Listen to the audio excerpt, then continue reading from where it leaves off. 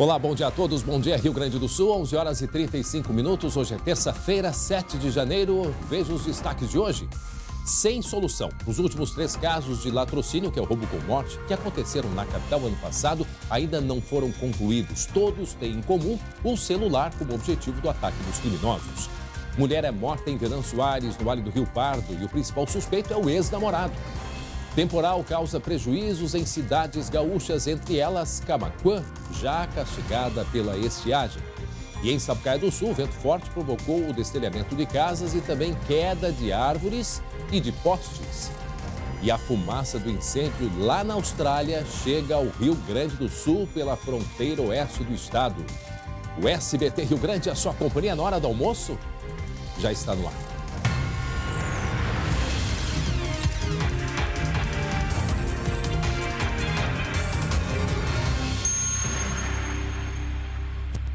E começamos recheados de muita informação. 4 pessoas da mesma família ficaram feridas depois que uma casa foi atingida por um caminhão no noroeste aqui do estado. Ele, direto da redação, meu amigo Glauco Paza, vai nos dar os detalhes do que aconteceu, como que aconteceu esse acidente. Oi, Glauco, bom dia. Muito bom dia, André. Bom dia a todos. Pois é, imagens de completa destruição, né? Um acidente que aconteceu na BR-472, na linha Turvo, em Três Passos. 7 pessoas se preparavam para almoçar em casa quando foram surpreendidas pelo caminhão no final da manhã de ontem. O local ficou destruído. Segundo a Brigada Militar, o motorista perdeu o controle do veículo em um local com várias curvas. Ainda não se sabe se o acidente aconteceu por falha mecânica ou humana. Portanto, aí tem que ser feita essa averiguação. O condutor não apresentava sinais de embriaguez. Os feridos foram encaminhados ao hospital e todos passam bem. 2 já foram liberados e um acabou sendo transferido para o hospital de Santo Ângelo. Imagina o susto, André. Nossa, a gente vê que até um papagaio vítima desse acidente, que ainda bem que ele, pela imagem ali, ele não foi atingido, a não ser a gaiola onde ele estava, que ficou muito amassado. Daqui a pouco a gente vai enxergar o papagaio, não sei se chegasse a ver ali, Glauco. Em seguida a gente fica de olho, acho que é o Richard que está lá em cima, é isso, Richard? Para o Richard para a fita na hora que apareceu o papagaio. Agora, assim, algumas observações sobre esse acidente, Glauco. Primeiro, mais uma vez, acidente com caminhão. Essa descida, esse local aí, Glauco, todos lembram do caso do menino Bernardo. E lembram que a madrasta do Bernardo, ela foi multada, né, em uma rodovia. Foi nessa descida aí, casualmente, nessa descida. O que aconteceu? É uma região ali de curvas.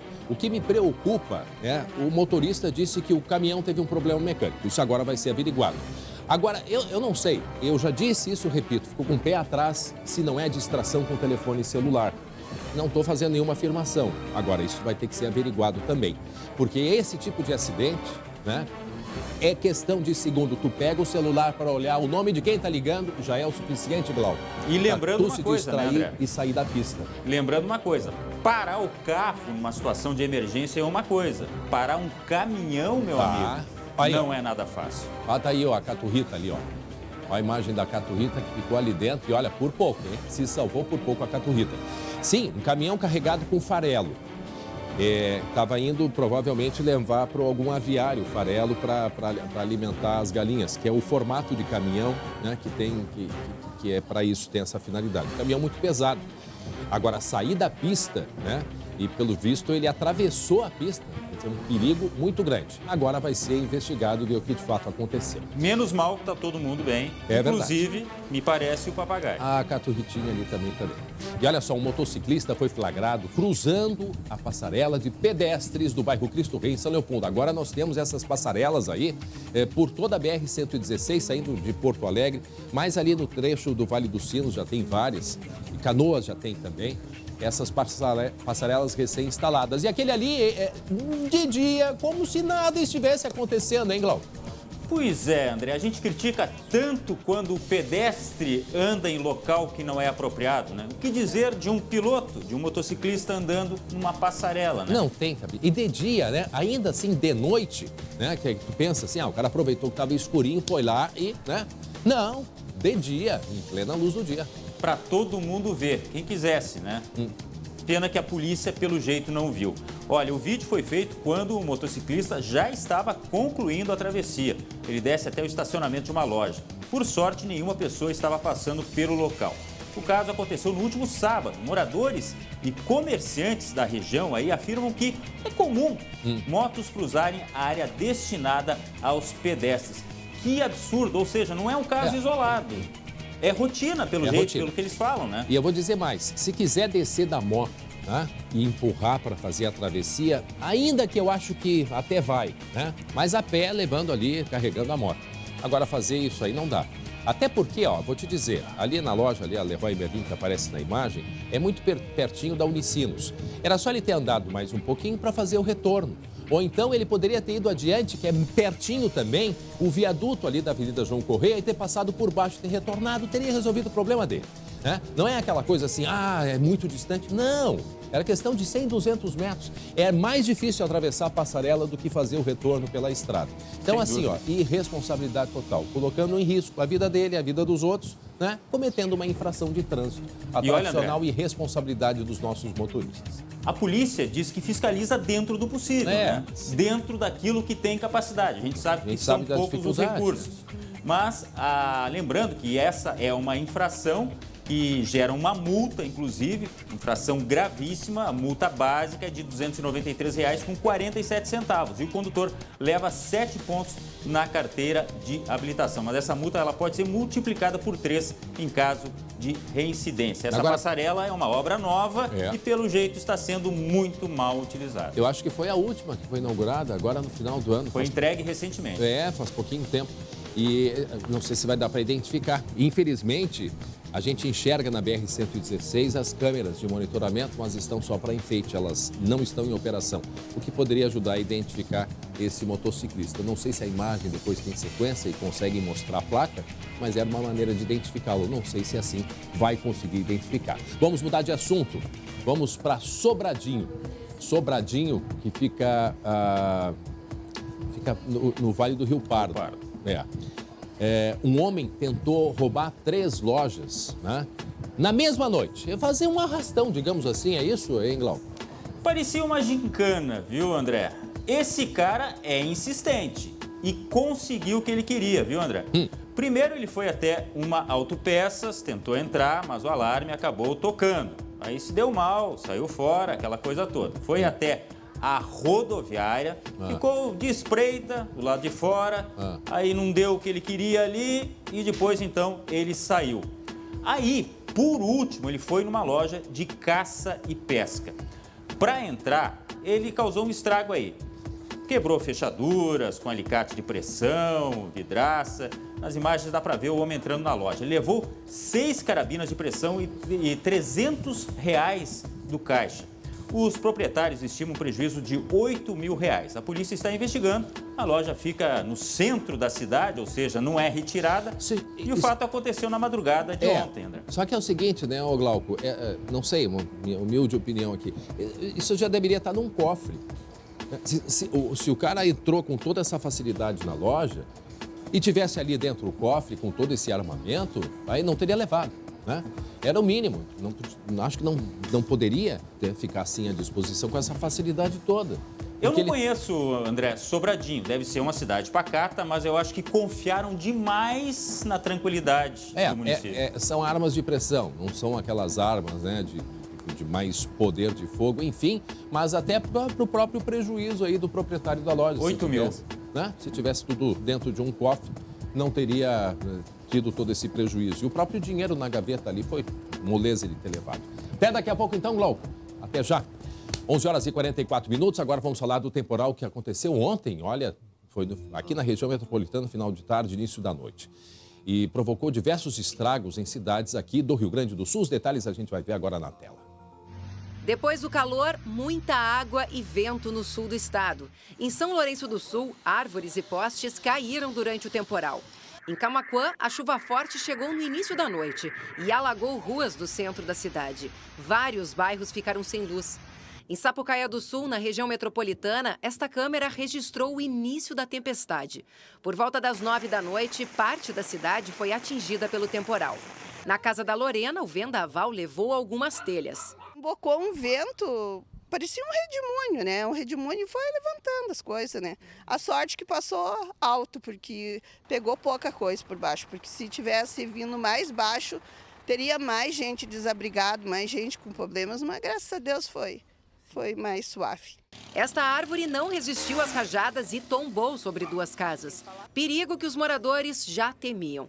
Há 4 anos, eles buscavam autorização para podar o enorme ficus. Tentamos na prefeitura, o proprietário, né, o Ivo, que mora ao lado, ele me disse diversas vezes que ele tentou na prefeitura autorização para poda. Aí ele disse que não permitiram. O vento foi tão forte que arrancou parte do telhado desta casa. As telhas foram arremessadas e caíram sobre a rede elétrica, deixando boa parte dos moradores da região sem luz. Técnicos da RGE passaram a manhã fazendo reparos na cidade. Muito vento, horrível, horrível. E, bom, se voa as teias, aquela pesada de cima da casa, né? Nem a sede dos bombeiros escapou. O luminoso da corporação caiu sobre o muro e o telhado levantou.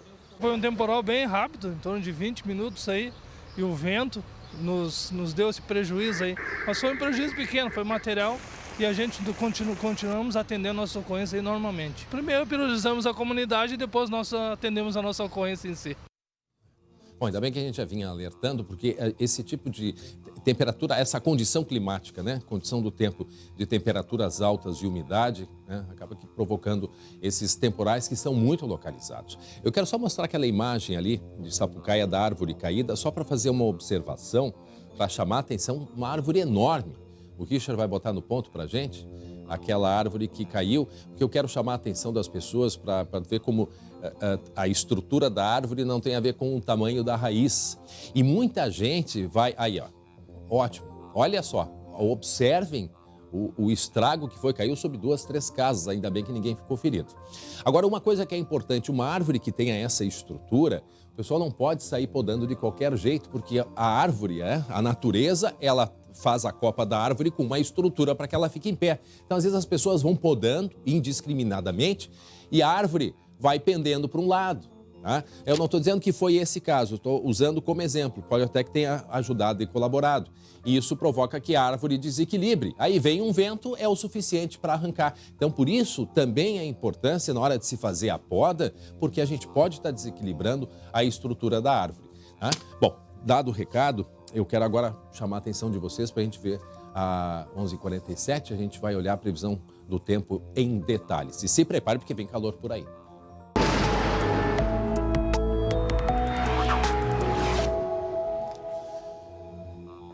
Bom, hoje à tarde não vai ser assim tão quente como foi ontem. Aqui em Porto Alegre deve chegar a 33, agora 28 graus. Eu lembro que ontem, nesse horário, 34 graus estava a temperatura. Hoje está 28, a gente não deve ter mais do que 33 graus. Lembrando que ainda tem risco de pancada de chuva também em Porto Alegre. Na metade norte do estado, gente, isso aqui é importante. Na metade norte tem chance de temporais e chuva forte entre a tarde e a noite. Por quê? Porque está vindo um ar quente do norte e que pode, portanto, provocar temporais e chuva localizada nessa região. Então, resumidamente, metade norte hoje com temporal e a metade sul a gente vai ter, assim, chuvas em pontos isolados e a temperatura não vai subir tanto. Né? Então, a gente vê aqui, ó, região central 32, Santa Rosa 33 com chuva, Caxias 25, Novo Hamburgo também chuva localizada com 33 e Pelotas 28 graus. Vejam que as temperaturas não são assim tão altas. Como é que vai ficar quarta e quinta-feira? Quente e abafado. Né? Inclusive na quinta-feira, chegando olha só em Porto Alegre aqui, ó, 38 graus. Tá? 38 graus a temperatura. E aí o que acontece, gente? Na sexta-feira volta a chover no Rio Grande do Sul, vai ser uma chuva espalhada e pelas informações vai ser a primeira chuva de alívio, principalmente para as lavouras. A gente mostrou que teve muito vento lá em Camaquã. Camaquã é uma das cidades plantadoras de arroz, com toda a lavoura prejudicada e teve temporal ontem. Então, assim, a gente vê que a partir de agora as lavouras vão começar a ter um alívio por causa dessa chuva. Tem cidades que não chove há mais de 2 meses, 2 meses e meio. Tá? Então, a gente, portanto, sexta-feira a chuva retorna ao Rio Grande do Sul. Eu quero mostrar um mapa e fazer um alerta. A gente está acompanhando aí essa queimada que vem acontecendo na Austrália, essa queimada que vem preocupando muito, né? E acreditem que a distância da Austrália até a Argentina são cerca de 12 mil quilômetros. Essa fumaça está atravessando o continente.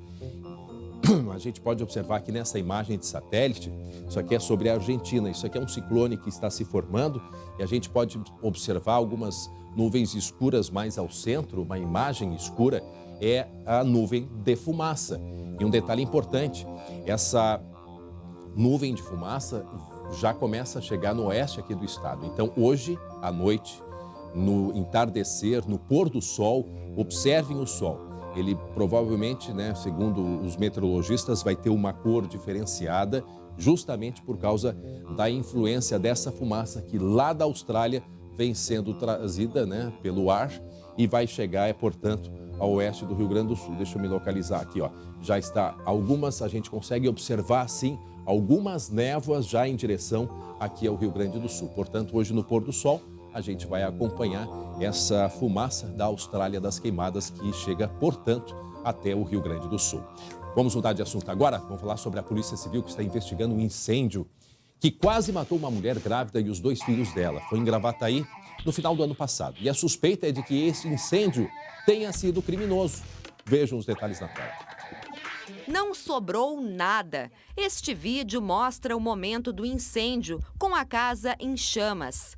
10 dias depois, ainda dá para ver as roupas queimadas e o que eram os móveis e eletrodomésticos da família. Aqui moravam a Carla, o companheiro Alex e os 2 filhos do primeiro casamento dela.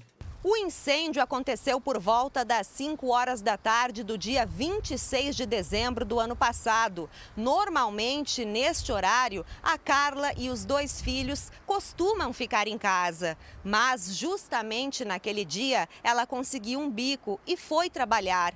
Levou junto as 2 crianças. Foi isso que impediu uma tragédia bem maior. Os vizinhos chamaram os bombeiros e conseguiram salvar os 4 cachorros da família. Carla suspeita do ex-marido, com quem teve 2 filhos e de quem está separada há quase 3 anos. Eu acho que ele deve estar com muita raiva porque eu entrei na justiça e daí ele veio e fez isso por causa de pensão. Eles registraram ocorrência na Polícia Civil. Por enquanto, moram de aluguel. Carla está grávida de 6 meses de Alex. Então a gente teve que alugar uma casa, né? Até para não ficar desguarnido. A gente ganhou alguns móveis usados do pessoal da volta, tudo. Antes do incêndio, a casa era assim. Para que a família consiga construir uma nova moradia, vizinhos e amigos criaram uma vaquinha na internet para comprar materiais de construção. Vamos a mais um giro de notícias pela redação. Mais de R$500 mil foram apreendidos pela Polícia Rodoviária Federal em Júlio de Castilhos, na região central do estado. Olha, não era pouco dinheiro, hein, Glauco? Não, e mais uma vez os engenheiros do crime tentando atuar, mudando a configuração dos carros para esconder o produto, André. Olha só, o dinheiro estava sendo transportado em uma caminhonete pela BR-158. A S10 tinha placas do Chuí, no sul do estado. O motorista seguia da fronteira com o Paraguai para a fronteira com o Uruguai. Depois de fazer a abordagem, os agentes encontraram as notas em compartimentos. Por exemplo, entre os bancos e na lataria da carroceria. O motorista disse aos policiais que os R$500 mil eram frutos do pagamento de uma dívida, mas não comprovou a origem do dinheiro. Aquela velha história, de onde veio esse dinheiro? Bom, o homem de 45 anos foi detido e encaminhado para a Polícia Federal de Santa Maria para o registro do flagrante. Como você disse, não é pouca coisa não. Olha a quantidade de dinheiro ali. Eu não sei se foi alguma denúncia ou aquela prática dos policiais, né? Os policiais sabem, tem a placa, por enquanto ainda tem placa, porque com essa placa do Mercosul não vão conseguir fazer isso, mas viram que era do lado do extremo sul, lá do Chuí, né? Devem ter abordado. A primeira reação do motorista é muito difícil a pessoa ficar tranquila nesse momento, aí já começa. Aí tem a estratégia de abordagem, logicamente já se percebeu que tinha alguma coisa errada e de fato é R$500 mil, né? Que estavam ali escondidos Só na 500 mil. Estavam escondidos na lataria. Neste caso, não ia dar para botar na cueca, porque era muito dinheiro. Mas a gente até já viu isso, né? Dinheiro escondido na cueca. R$500 mil na lataria do carro. Só faltava ele dizer que não sabia disso, né? Veio de fábrica, sim, hein? Hein, Glauco? Não sei, veio assim, o carro, comprei o carro, já estava esse dinheiro todo dentro. Olha, hein? eles arranjam as desculpas mais variadas, viu? Mas essa ia ser difícil. Nessa hora vale tudo. Olha, eu não sei, eu comprei esse carro e nem imaginava que tinha isso, né? Outro assunto agora. A Polícia Civil apreendeu um arsenal, isso em Flores da Cunha, na região da Serra. Onde que foi, Glauco? Flores da Cunha, na região da Serra. Eu acabei de dizer que era Flores da Cunha. Onde alguns vídeos como é que circularam. foi feito isso? A gente reforça então, né, André? Vamos reforçar para todo mundo entender direitinho. É que alguns vídeos andaram pela internet aí mostrando a atitude desta pessoa. Foi o seguinte, os policiais foram cumprir um mandado judicial em uma propriedade rural no interior da cidade. O local seria a casa de um homem que invadiu o escritório de uma empresa de Flores da Cunha e ameaçou funcionários. Ele também fez disparos contra o pavilhão da indústria. 5 armas, 2 espingardas de pressão, munição, um morteiro e um colete à prova de balas foram apreendidos.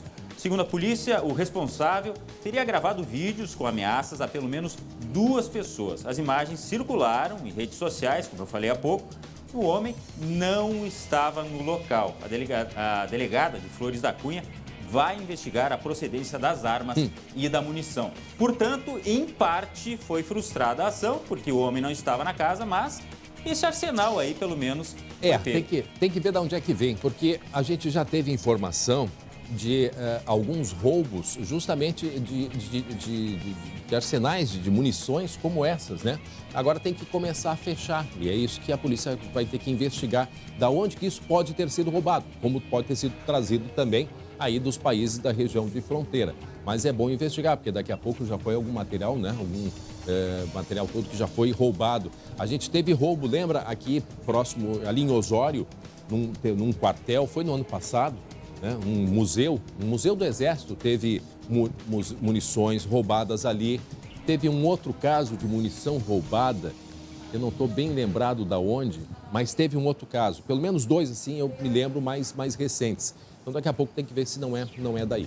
Agora, a gente vai falar de um outro assunto. Infelizmente, mais um caso, né, Glauco, de covardia, que é o mínimo que a gente pode dizer, que foi a morte de uma mulher, né? Um homem, provavelmente ex-namorado, matou, foi agora de manhã, a tiros, no interior de Venâncio Aires.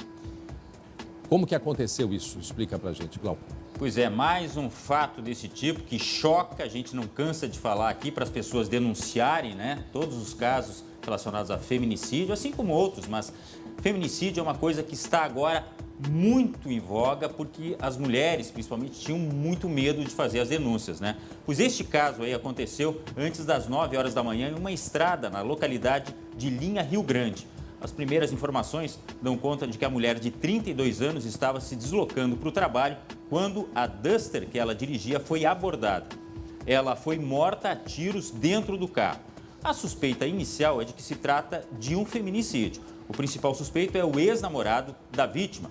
A mulher era moradora de uma outra localidade próxima dali, a linha Centro-Brasil. A Polícia Civil está investigando o caso. A perícia foi acionada e, olha, ainda não se sabe quantos tiros atingiram a vítima. Portanto, mais um caso a se lamentar.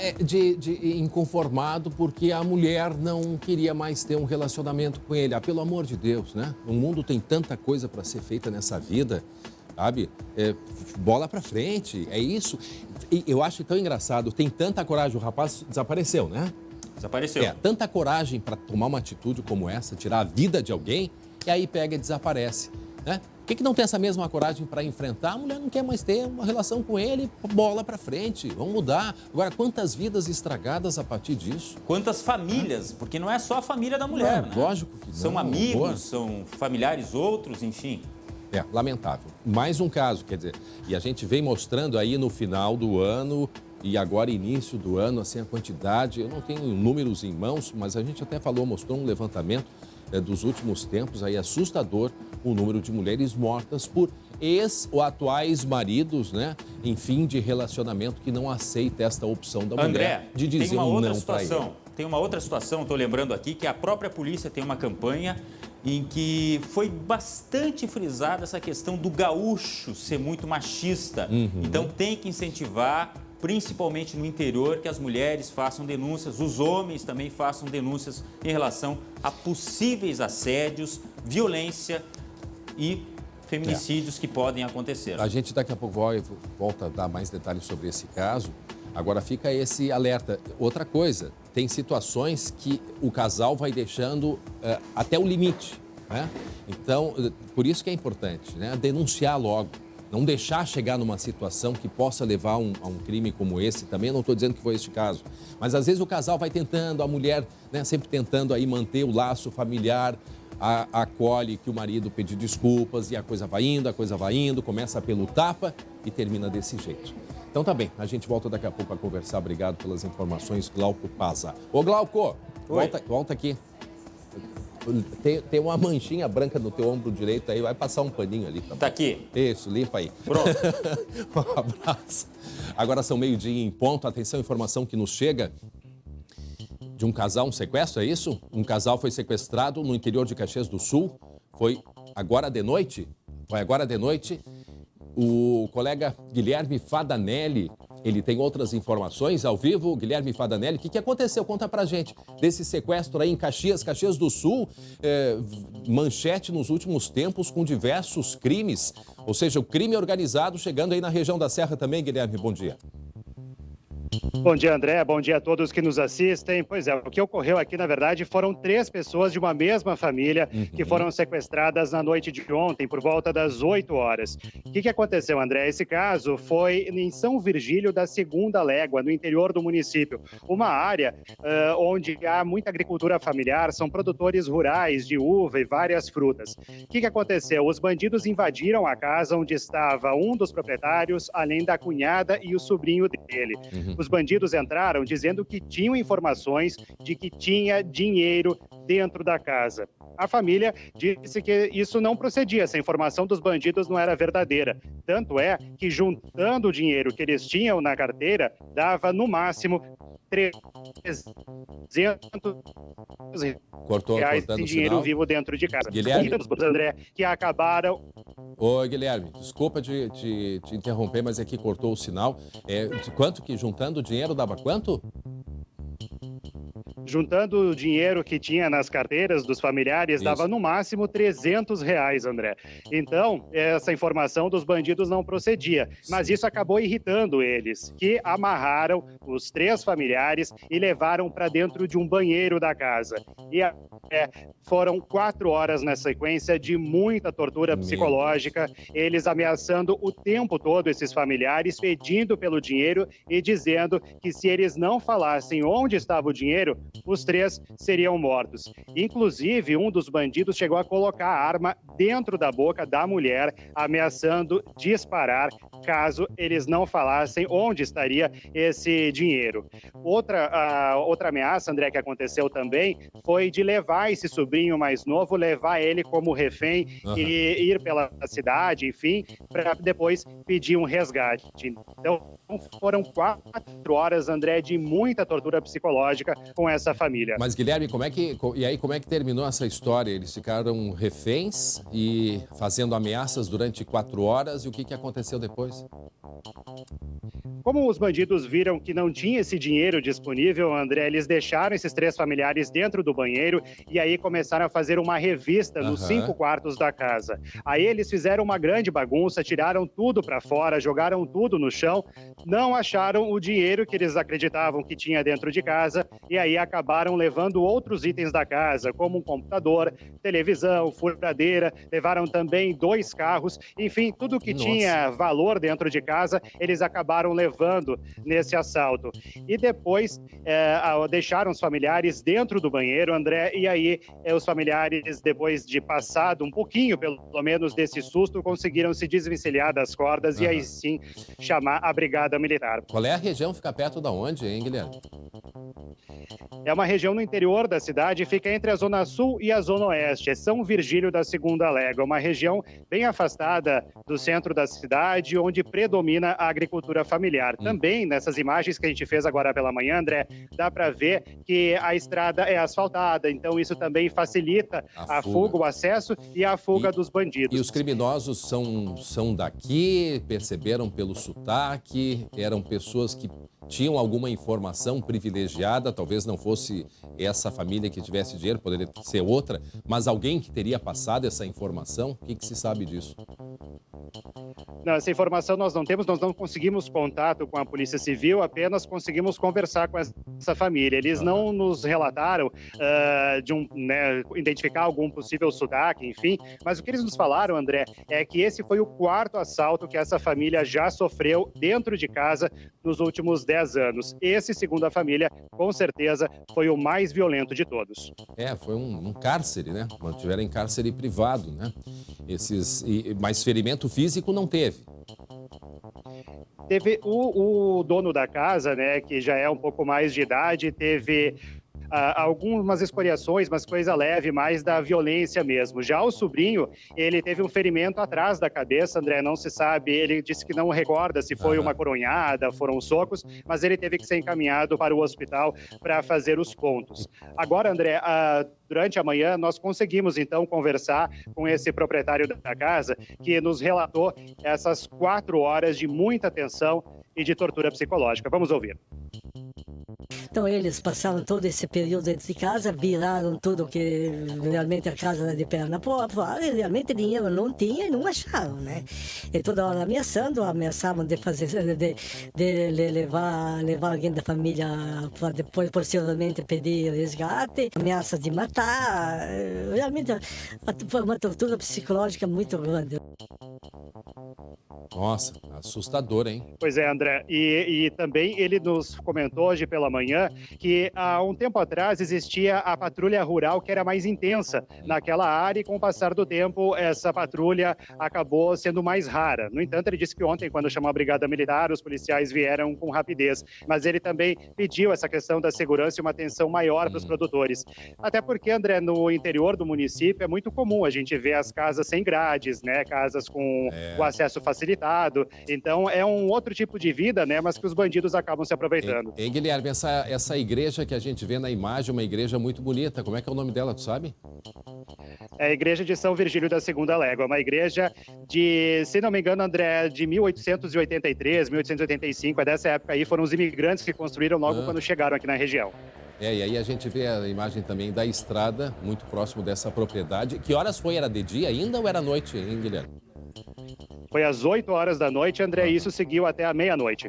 Meu Deus, que sessão de tortura essa família de Caxias. E o que é importante saber, né, Guilherme, agora, quem são essas pessoas? Se eles são da região e mais se outras famílias estão em risco aí na região, porque os criminosos se aproveitam disso. Cidades pequenas, no caso não é de Caxias, uma cidade pequena, mas o que eles fazem? Vão para o interior, onde é muito mais difícil o acesso, né? É muito mais difícil chegar até os criminosos, quer dizer, facilita a fuga. E é preocupante, né? A gente tem um carinho muito grande por Caxias do Sul, a gente acompanhou nos últimos tempos, tu acompanhaste, inclusive, pra gente, casos envolvendo a criminalidade em Caxias do Sul, porque isso, de alguma maneira ou outra, deve ter algum envolvimento com o tráfico de drogas, né, Guilherme? Exatamente, até pelo perfil do que foi levado, né, André? Pois é.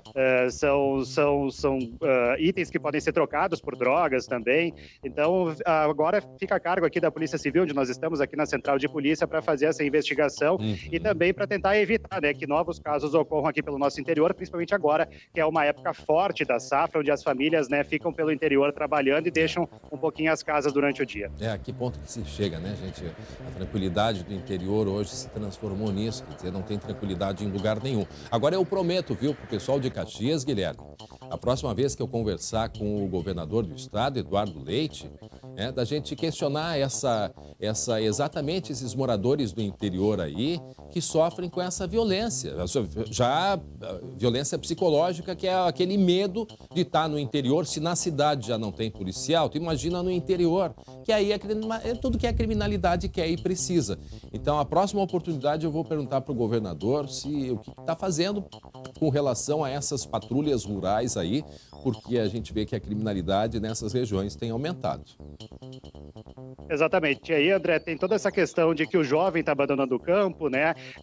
A produção agrícola vem diminuindo aqui na nossa região e a violência só vem a contribuir para essa debandada aí para os grandes centros. Não há dúvida disso. Toda a dificuldade que se tem, né, de sustento e ainda enfrentar a questão da violência, aí é compreensível até que, infelizmente, que o jovem saia. Eu tenho um apreço, um carinho muito grande pelo campo, eu gosto muito e eu tenho muita pena quando eu vejo as famílias lamentando que os jovens estão indo para a cidade porque falta incentivo, falta estrutura e falta segurança. Obrigado, Guilherme Fadanelli, ao vivo de Caxias do Sul, conversando com a gente sobre esse caso que aconteceu desta família mantida em cárcere privado. E atenção, o governo do estado se reuniu agora há pouquinho com líderes do Sindicato dos Professores. A reunião foi solicitada pelo CEPERS, que é o Centro dos Professores, Sindicato dos Professores, para discutir a recuperação das aulas do período de greve e o desconto nos salários dos professores desses dias parados.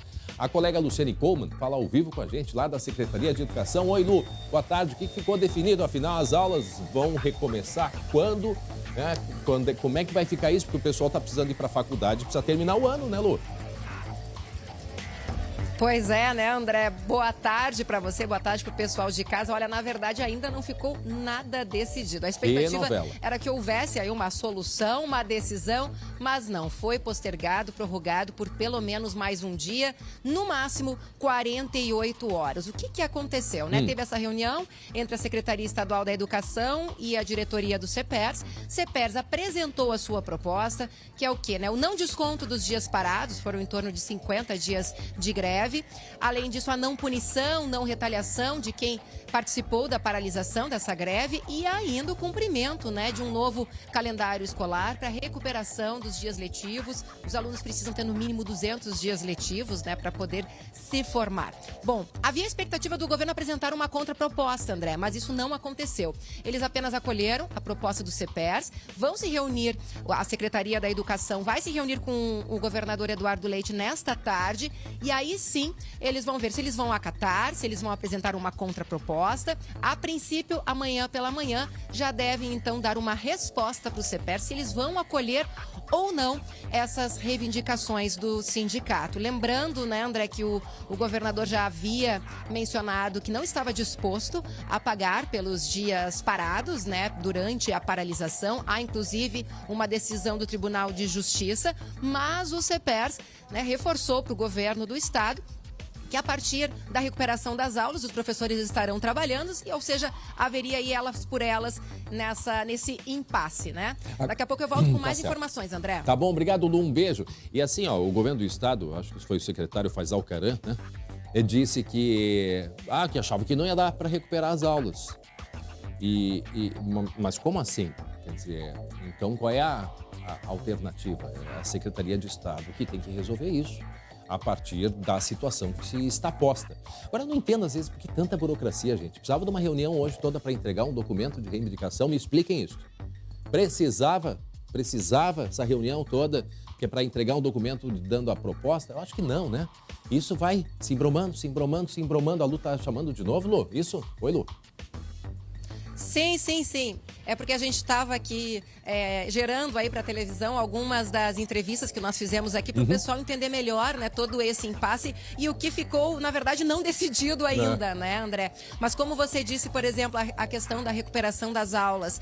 O governo do estado, ainda em dezembro, após, enfim, todo o impasse, ele apresentou um cronograma e muitas escolas aderiram e começaram a fazer a recuperação das aulas a partir do dia 21 de dezembro e aí isso vai até final de janeiro. Mas a gente sabe, né, André, André, em outros tempos já houve greves muito longas e sempre é possível dar um jeito aí para os alunos não ficarem aí à mercê, né, de todo esse impasse Até porque, político entre os servidores e o governo do estado. Até porque Diga. o CEPERS já entrou em contato com as universidades dizendo, olha, a gente está em greve, né? Sim. Deixem os nossos alunos aí do último ano fazerem a matrícula. Quer dizer, o CEPERS fez isso, não foi o governo. Foi o CEPERS que fez isso já para garantir. Com certeza. Já para garantir a matrícula dessa gurizada toda. Tanto é que a Universidade Federal do Rio Grande do Sul e algumas universidades particulares, né, já aceitaram, fizeram as matrículas dos alunos que estavam se formando e agora o governo do estado também já instituiu tipo um certificado provisório. Bom, vamos ouvir então, André, o que o secretário da Educação, o Faisal Caram, e a presidente, né, do CEPER Sindicato, a Helenira Guiar, falaram após o término dessa reunião. Bom, nós ouvimos as reivindicações do CEPERS, do sindicato, né? Elas são justas, mas também tem a posição do governo, né? As quais nós iremos discutir ainda hoje, na parte da tarde, com o próprio governador. Faremos um encontro desse grupo para definirmos, e já ficou pré-agendado, para atender o CEPERS amanhã, na quarta-feira, 11 horas da manhã, para darmos retorno ao sindicato dos seus pleitos. Nós já temos um calendário de recuperação desde o dia 21 de dezembro. Hoje estamos com 132 escolas paradas, que é a grande minoria desse universo de quase 2.000 escolas. Então nós temos que definir, né, a posição muito clara da própria secretaria junto com o governo. Enquanto nós não tivermos a definição do acordo de greve, a greve continua. Pagamento dos dias letivos parados, né, recuperação das aulas, nenhuma punição e o respeito à lei de gestão democrática. Esses foram os 3 pontos e nós tivemos um debate ali, muito governo olhando a questão legal, por nós não termos conseguido a liminar. Nós colocamos que o desembargador na liminar coloca que não deu a liminar porque ainda não tinha sofrido desconto de pontos, agora nós temos os contra-cheques mostrando que houve desconto. E também colocamos para o governo, se for uma questão legal, nós vamos aguardar em greve até que o TJ faça o julgamento do mérito. O julgamento é com relação àquilo? Esse julgamento é em relação exatamente a liminar se paga ou não paga, né, os dias letivos parados. O governo já fez esse desconto e o CEPERS, ele vai entrar agora com um recurso, já que houve o desconto, que eles disseram que eles não poderiam entrar porque ainda não havia o desconto em folha. Tem que resolver logo isso, gente. Tem que voltar, e eu entendo os professores, mas o governo tem que agilizar isso aí. Obrigado, Lu. O pessoal está aí ainda precisando terminar as aulas aí, já se estendeu demais. Meio-dia e 16 minutos e atenção, comunidades do interior de São Gabriel estão recebendo água potável da prefeitura por causa da estiagem. Lembrando que agora, sexta-feira, a chuva deve atingir todo o Rio Grande do Sul e deve amenizar a estiagem e o prejuízo, principalmente na metade sul do estado. É o grande problema. Na região central do Rio Grande do Sul, ou direto da região central do estado, fala com a gente agora a repórter Bruna Tasqueto. Oi, Bruna! Oi, André, boa tarde. Boa tarde para ti, para todo mundo que está nos vendo.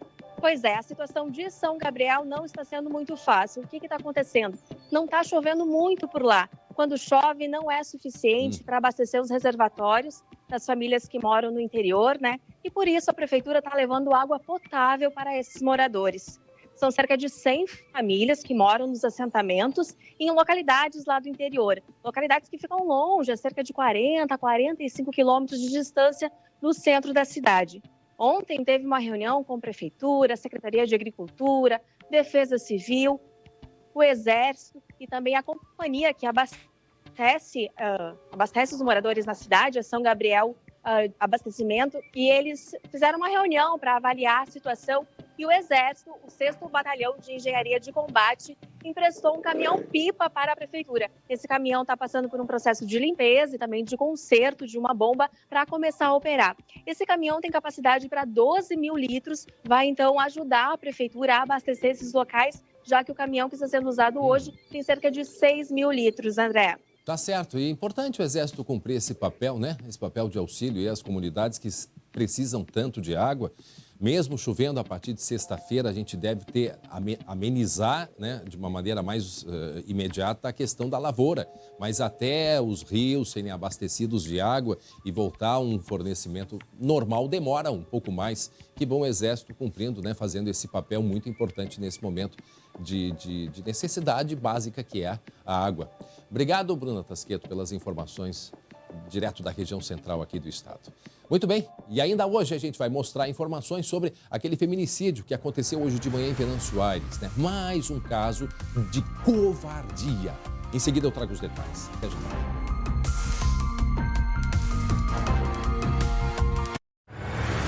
SBT Rio Grande.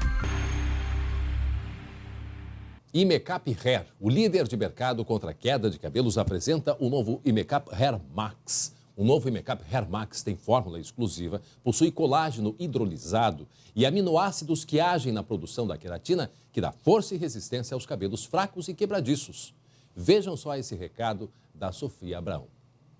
Depois que eu comecei a usar o novo Imecap Hair Max, os meus cabelos ficaram o máximo. Imecap Hair Max vai ajudar seus cabelos fracos ou quebradiços a parar de cair e crescerem com muito mais força. Imecap Hair Max, para seus cabelos, o máximo.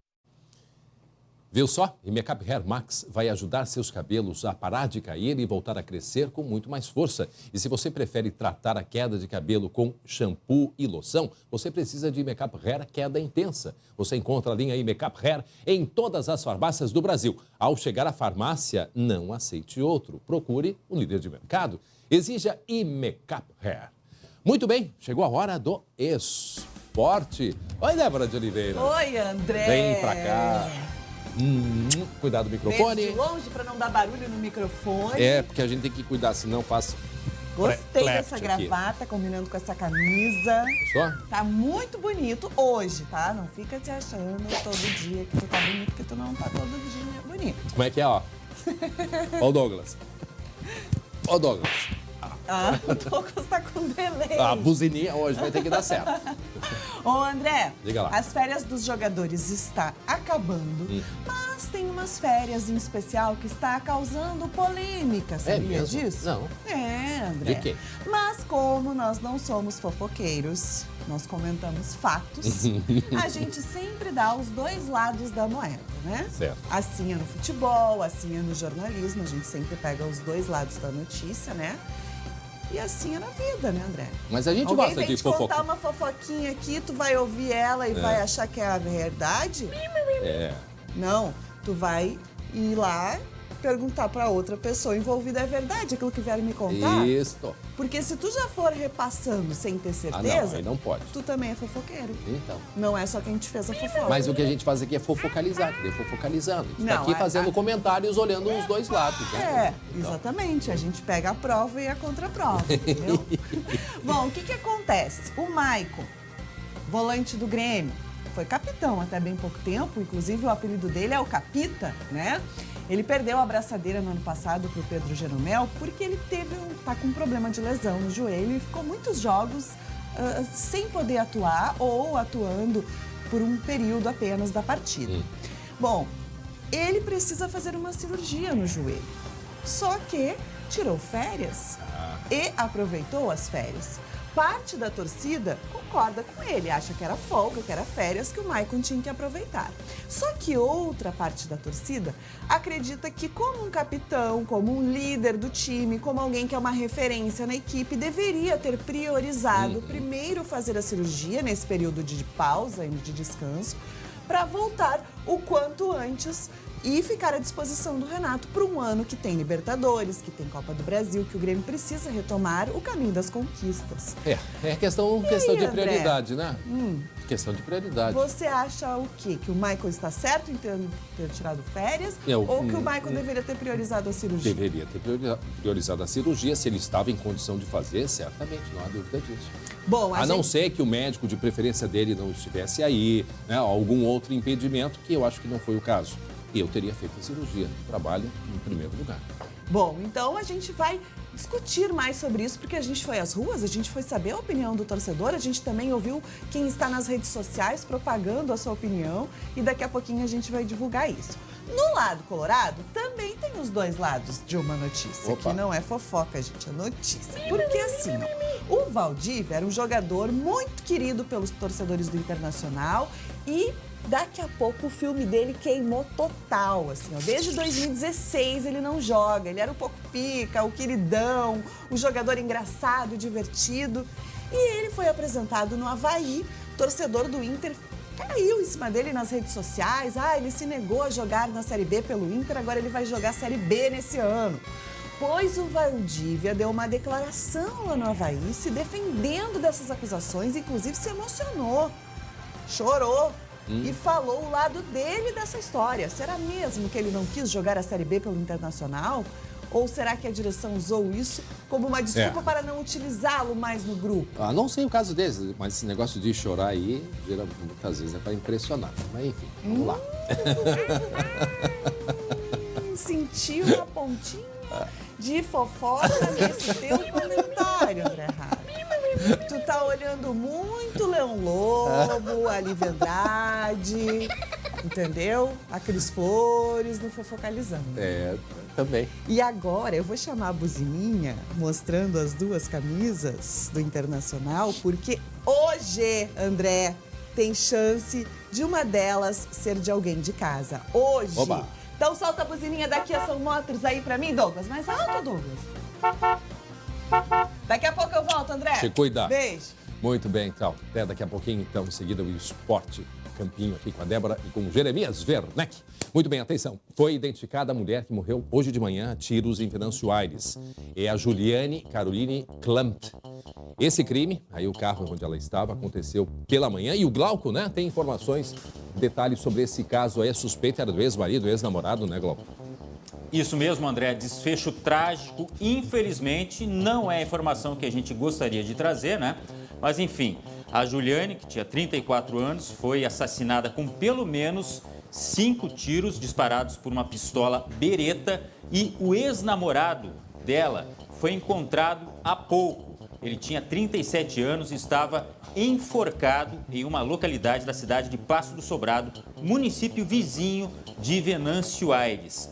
Os corpos já foram encaminhados para a perícia. A informação é de que já havia um histórico conturbado entre o casal, várias ameaças, embora ela não tivesse registrado nada na polícia. Aí voltamos àquilo que a gente tinha falado antes, né? A necessidade das pessoas procurarem ajuda, denunciarem, porque esse é um caso que, de repente, poderia ter sido evitado, né, André? A gente não sabe ainda se ela tinha filhos ou não, né? Não se tem essa informação, até porque foi muito recente, mas mais uma tragédia envolvendo um caso de briga entre marido e mulher.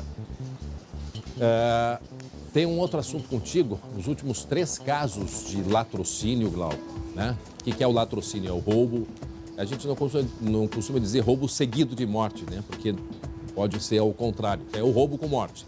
Os últimos 3 casos que aconteceram na capital no ano passado não foram solucionados. Mas todos têm em comum o celular como alvo do ataque dos criminosos. Conta pra gente, Cláudio. Olha, são 10 casos registrados em 2019, ou foram, né, já que o ano terminou. 10 casos de latrocínio, roubo com morte, geralmente envolvendo pequenos objetos. Só para lembrar o telespectador, esses 3 casos, Vinícius da Silva, 19 anos, que era policial do Exército, Natana Gay, de 23 anos, que era recepcionista, e Carlos Alberto Zanck, de 65 anos. Todos estes casos aconteceram em novembro e até agora nada de respostas em relação a responsáveis. Eu conversei hoje pela manhã com o Fábio Mota, subchefe de polícia aqui do estado. Ele disse que esse período aí não está fora do normal não, porque é muito difícil a investigação. Geralmente não existe uma causa direta entre quem mata e quem é a vítima. As pessoas geralmente não se conhecem e a investigação acaba sendo mais difícil. E outra coisa, André, celular. Só existe esse roubo porque tem receptação. Tem comprador, né? Exatamente. Esse caso que a gente está mostrando, ali perto do viaduto, ali na zona norte de Porto Alegre, ali na Benjamin. Do seu Carlos Alberto. Teve aquele caso. Tem esse outro caso aí. Que é esse homem que apareceu ali. Teve o caso daquela menina que estava com as amigas aqui na Cidade Baixa, né? Que é a Natana.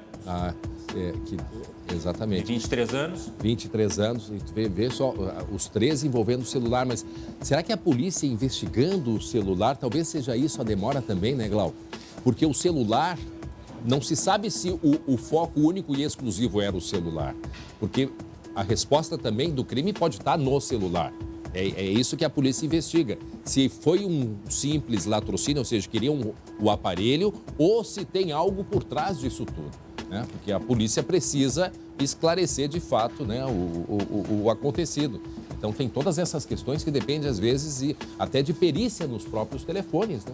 É uma apuração que ela é delicada, e isso a gente até concorda, né? Porque essa relação que não existe, não dá para dizer exatamente de onde surgiu o assassino, por que ele escolheu aquela pessoa. É tudo no acaso, né, André? Não tem uma relação ali. Agora, a questão do celular existe em quadrilhas e a polícia sabe disso. É verdade. E, infelizmente, tem quem compre, assim como tem gente que compra peça de carro, né, baratíssimas. E de onde é que vem essas peças? Através do roubo, né? O roubo de carro, às vezes é o carro inteiro que é vendido para fora e muitas vezes ele é desmanchado também. Certo então, seu Glauco? Um abraço. Até breve. Muito bem, 12h e 34 minutos, a gente está terminando. Muito obrigado pela audiência, pela companhia. Agora eu passo para o pessoal do esporte aí, Débora.